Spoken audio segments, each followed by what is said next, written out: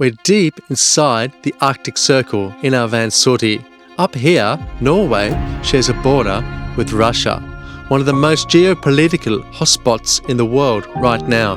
Beneath the polar ice, Russia has a massive military installations, a silent reminder of how tense this region can be.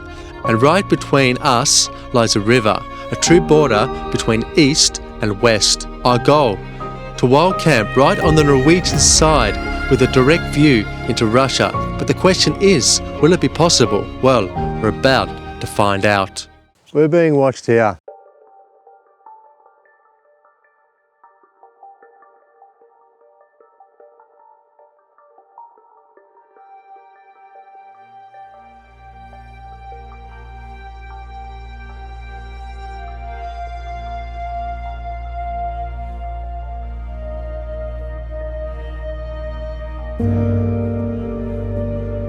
The small little village you see behind you is a place called Kirkenes up here in the Arctic Circle. Today we're going to drive out to the border where Norway meets Russia. I found a couple of little spots that might be possibilities for us to park the van Sooty tonight. The actual border is the river that runs in between the two countries. So we're going to try and camp on one side of the river, and on the other side we'll be looking into Russia. Last night we parked Sooty down here, a free little wild camp up on a little mountain here in Kirkenes. It's about 1 degree today. You think it will be colder in November up here in the Arctic Circle, but the thing with this place is that you get the Gulf Stream that comes up from Mexico all the way along the Norwegian coast and up around the top here, including Kirkenes and into Murmansk, into Russia. So it is a milder place than in Lapland and Finnmark in Norway, Sweden and Finland. It's quite a special little town up here in Kirkenes due to the border where east meets west. Due to the geographical political situation up here, the border is officially closed. But before that, it was free for the Norwegians that lived in this area and the Russians in the neighbouring town, that they can move freely back and forth across the border. But now, it's shut. From Sooty, where I'm standing, Russia is 15 kilometres in that direction to the border. We're going to jump in the car, we're going to drive over and see what's happening, what it feels like. Is there any tension, or is it just like it is here, nice and peaceful on the border of Norway and Russia? It's time to hit the Frog and Toad.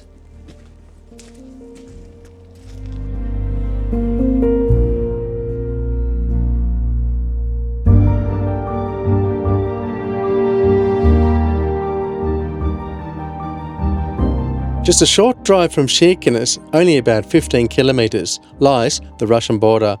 It's one of the northernmost crossings here in Europe. And before we head out to a wild camp by the river, we're going to check it out. There's something surreal about being this close to Russia, right here in the Arctic wilderness.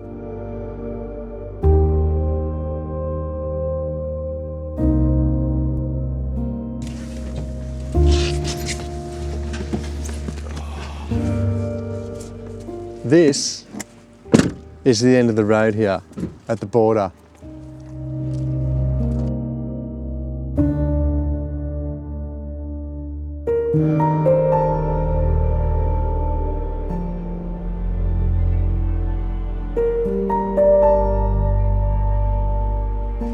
It's amazing how the tension between the east and the west has closed off this whole border that runs from the top of Norway all the way down to the bottom of Finland, all through Russia. It's all closed off. And there's a couple of guards walking around on the backside here, but Russia is literally there. And it's quiet as. Just a stillness, the lake's still. Very peaceful at the border here. So this is the official only way in the north you can get through to Russia. And the next town, the biggest town here, is Murmansk, which is about 200 kilometres east from here. I haven't seen one person come in or out. I think diplomats can go through, humanitarians, maybe special business, but everyone else is totally off limits to get into Russia from here. I'd like to go over there one day if the border opens again. It'd be amazing to see Russia in the Van Sortie.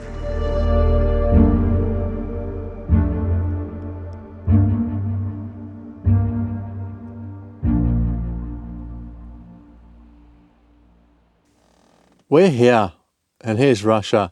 And my plan is to get all the way up to the top here, where this river runs through. Here's Norway and here's Russia.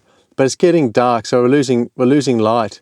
So what I've done for tonight is found this park here, which is not far from Russia, and it's on a fjord. So we're going to go there and camp up and wait till tomorrow so we've got daylight to show you the camp on the Russian-Norwegian border.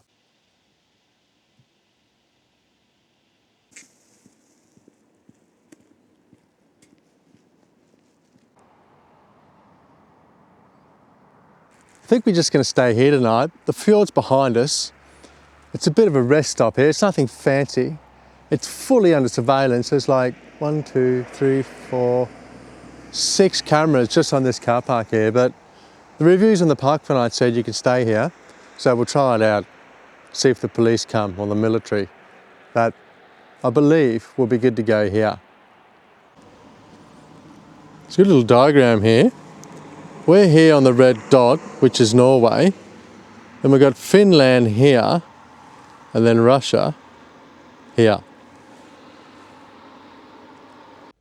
After a quiet night at this park up, we're up early to make the most of the daylight. It's already gone by 2 p.m. up here. Today we're heading out to see if we can camp right on the river next to the border. It's always been on the bucket list, and hopefully by the end of the day we can finally tick that box.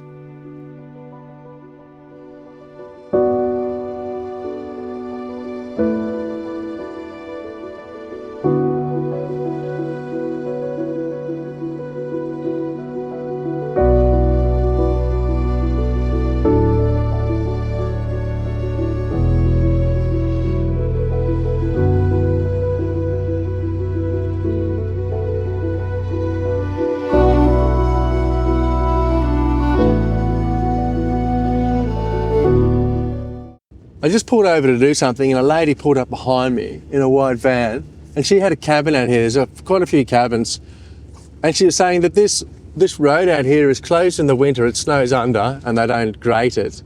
But she also said last night she was reading, most Norwegians have a book, like a cabin book in their cabins, the book, and she was reading through this time last year, and the weekend that was this time last year, she said there was snow and ice everywhere. And she said every winter is getting milder and milder up here in the Arctic Circle. And she is a local from Kirkenes herself. So, interesting to see how the weather is changing up here over time. On the right-hand side, there's a mountain range here.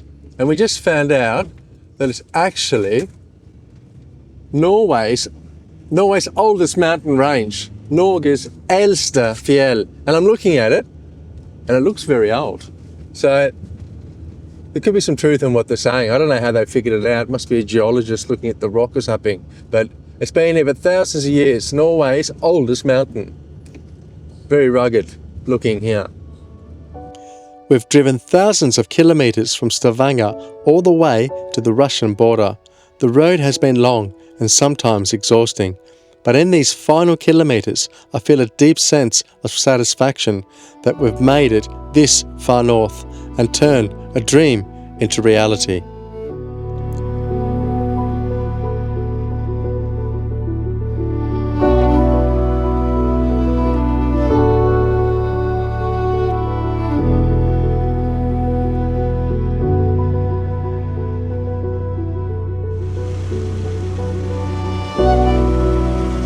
Right now, on this side of the river, I'm in Norway, and there, on the other side, is Russia. Unbelievable that just the river divides the two countries.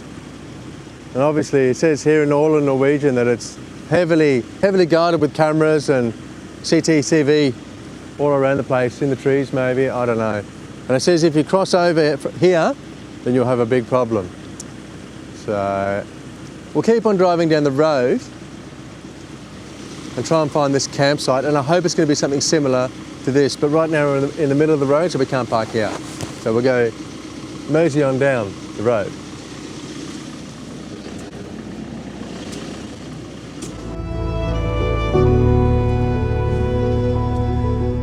We can't fly the drone here by the Norwegian-Russian border. It's illegal, so we're switching to my trusty Sony camera. I don't want to end up in jail this evening. Just around the corner, the camp waits, and whatever happens next, the reality of a dream I set out to make come true.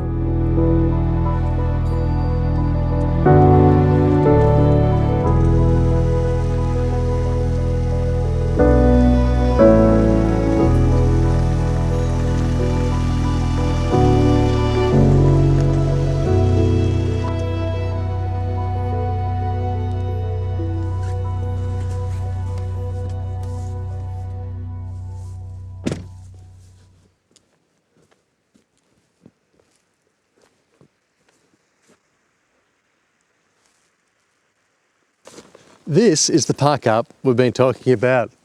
Right in the middle of the bush, there's absolutely nothing around here besides the river, Norway, and Russia is here.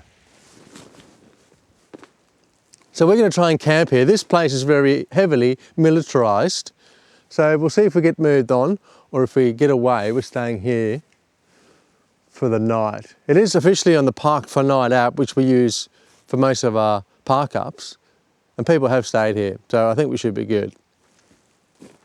Right in the background here, there's a tower, a watchtower from the Russian side, and there's some down where the river goes into the ocean, so we're being watched here, but that's all right. We're just keeping it low key, and we're doing nothing wrong, so we'll be fine to stay here. The poodle likes it at least. Hey poodle, huh? Yeah, yeah.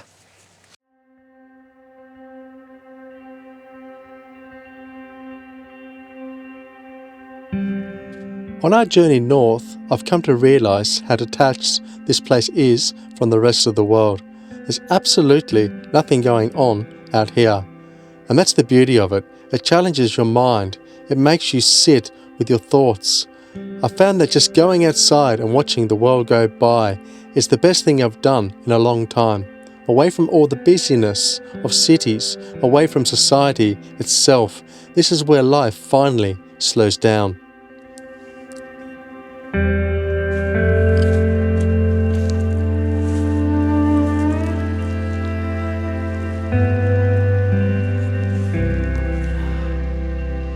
It's 10 to 2 in the afternoon. The sun officially sets at 2, so by 2:30 it's going to be pitch black here. And it's a bit strange with the watchtower over there, watching our every move most likely.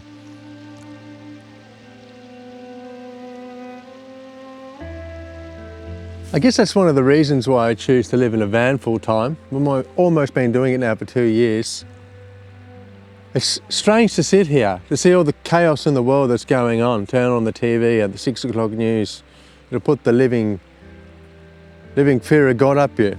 But sitting here, next to Russia,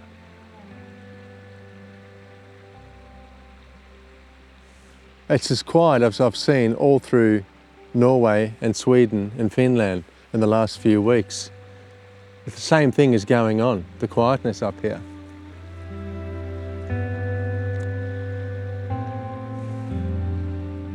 It's a bit of an eerie feeling really, that I can't go into that river onto the other side.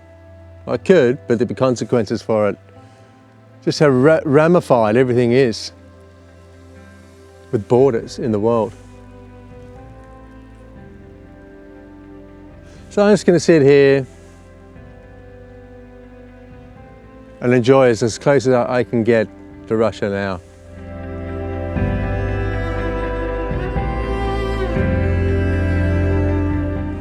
I've been doing some research about the weather And there's a big warm front pushing up from the south of Europe, which is getting up here into the Arctic Circle.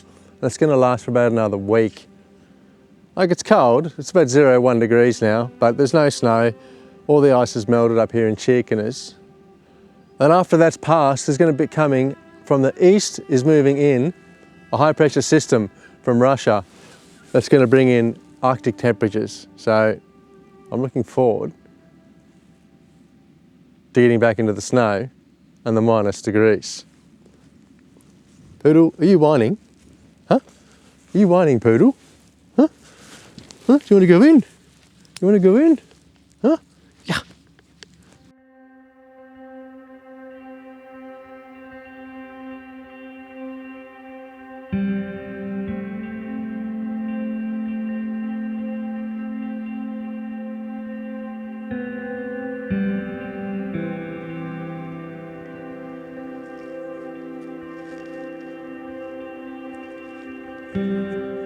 We're out here for an evening little walk with the poodle, right on the river.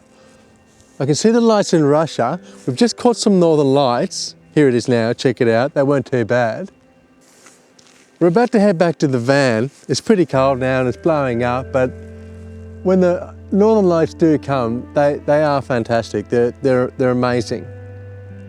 Nina's bought in some pulled pork and it's going to make a homemade coleslaw. We'll eat that and see what eventuates through the duration of the evening, because we're on the border. So far it's quiet, and I hope it stays that way because I don't want to get into trouble this evening, and but only time will tell. So we'll see you back at the van.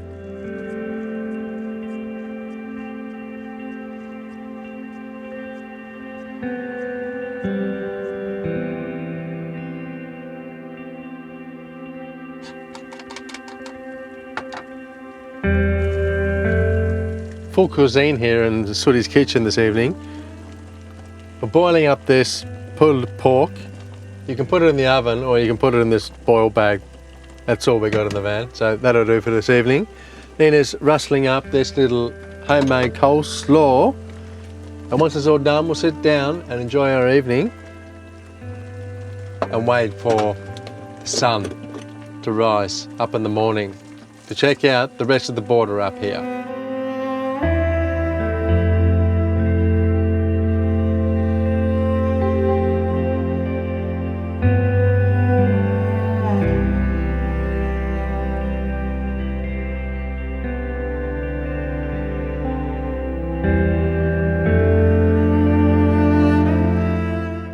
Oh, it's chilly today.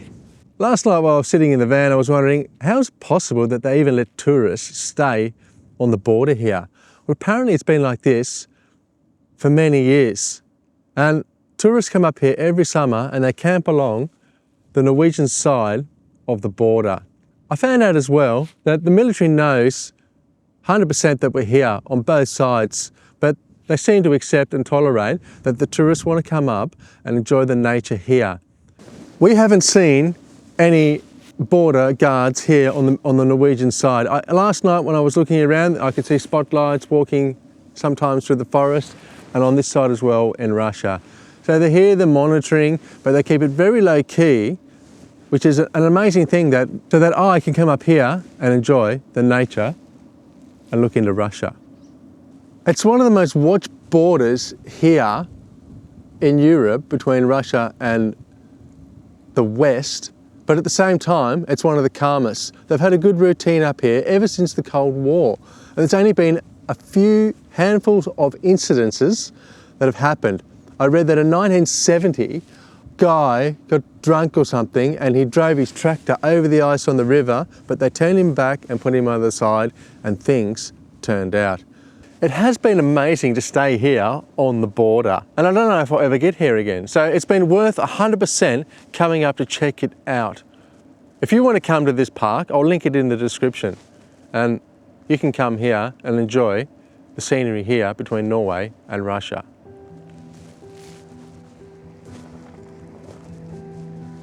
Now, as the crow flies, we're just 3 kilometres from the Barents Sea, Driving along the edge of the European continent, we passed the famous King Oscar II Chapel, built in 1869 as both a church and a border marker. We're on our way to meet Nina and the poodle, who've been walking along the coastline. Hey poodle! Hey poodle! How was your walk, my lord? Very good. 1 timme, 1 hour, maybe, no, 40 minutes maybe. Nice. Let's have a look at the beach here then. A swim? Yeah. Oof. There's a small, Okay. cute little beach there. Okay.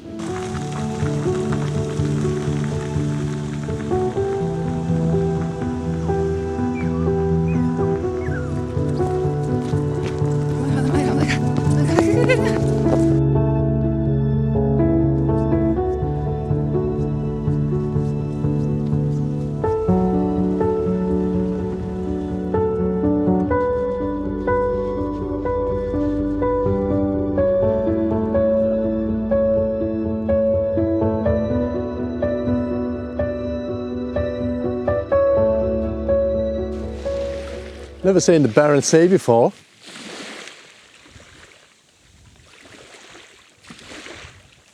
Look, it's going to be rude not to get in. We're going to have to go for a swim. I need to go and turn the diesel heater on in the car so that we get some warmth when we get back up. Well, Lena, let's go for swimming. Oi. Come on, poodle, come on.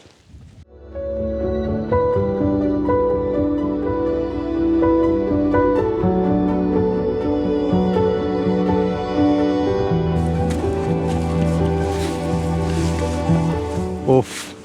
This is the last thing I want to be doing today. Oh, you stay here, poodle.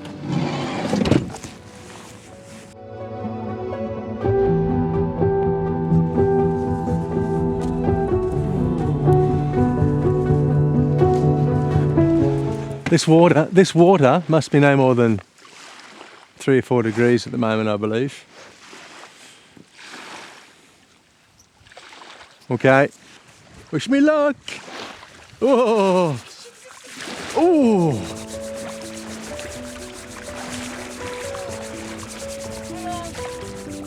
Fuck me. Oh, oh.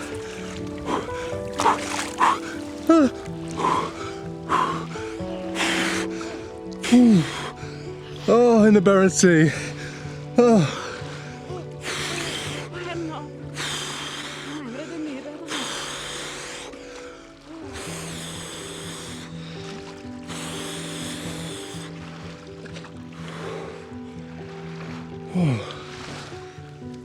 Oh, that's enough. Oh, it's freezing.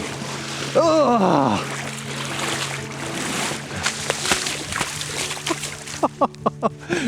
Crazy.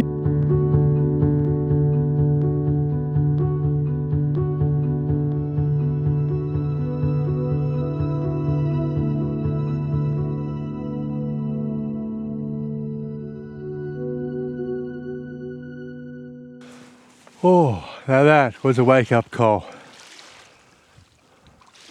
Go and warm up a little in the van, and we'll get back to Shekiness this evening to find a park up.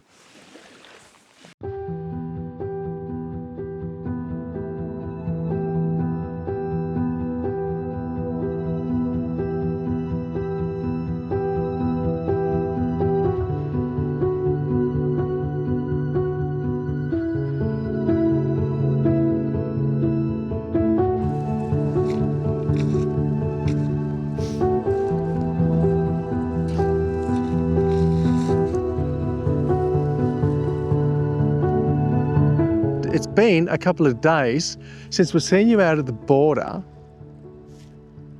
We're in the middle of Finnmark now in Norway, and this river runs through here.